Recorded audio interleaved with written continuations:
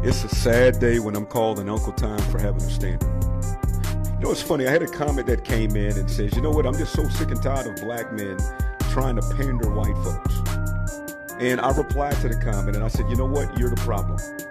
Listen, folks, regardless of whatever color you are, and I want to talk to my people, right? So we're talking to African Americans, and I'm talking to the ones that think it's okay to act a fool. It's okay to not have a standard. It's okay to not care about other people. Man, you watch what I'm watching. I've seen airlines where fights break out. I've seen cruise lines where they're fighting on the cruise, folks, and I'm stuck on a boat with you, and it's ratchet. And so we need to call a spade on this stuff. And here's the spade call. Stop acting like this. You're responsible for your actions, and nobody's pandering to you. You don't get a pass to act a fool because you're telling me something happened in slavery hundreds and hundreds of years ago when you weren't even born. What happened to having a standard in the community? Listen, folks, you don't need somebody to tell you to pull your pants up. You don't. That's what a belt is for. You don't need somebody to say that when you go to restaurants, it's not just you in there, right? There's nothing wrong for celebrating your birthday, but there's everything wrong where you think that they need to have the Batman spotlight on you and you need to be a fool. And I say this because the fatigue comes, and even from within my own community, where we're paying more because we don't want to be around people that are ignorant. Now, I'll give a quick story, man. A buddy of mine owns one of those big nightclubs out there in New Orleans, and it's a nice place, man. You have a dress code. The drinks are higher. And so there were some complaints online about it, and the response was this: we're not for everybody.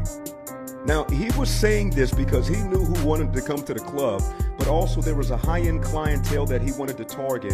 And by raising prices and setting a standard, he wanted to keep a certain type of people out. And I say that across the board, man. Sometimes you have to pay more to be safe. Sometimes it gets sick and tired of just going around areas where you just don't know what's going to pop off. Imagine being an African American and going out to a spot that's full of your own people, and you're thinking, man, I hope nothing breaks out. I hope I don't get shot in here. Imagine having to walk in a door and get patted down because you just want to have a good time. And so here's the saying, and I can't say it full on here. There's a difference between black folks and fill-it-in folks. Why am I doing this publicly? Because guess what, man? We need to call a spade in our own community. And so for all my negative people that hate me speaking about this, just listen to me. You don't have to message me. You are the problem. If you don't have anything to say, if you think it's okay that stores and all of this stuff is happening, man, that you got to be 21 years old to walk into a McDonald's because you don't have no doggone home training, that's a problem. If you think it's okay to go in a cruise line and be fighting and throwing chairs and women bending over and popping a behind and recording this and thinking, hey, I'm just having a good time, have some class.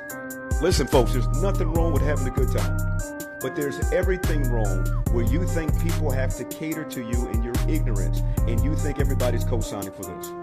You see, if we know who we are, who we were kings and queens, we would act like it. Do me a favor, if you like content like this, subscribe, follow. God bless you guys. Thank you so much.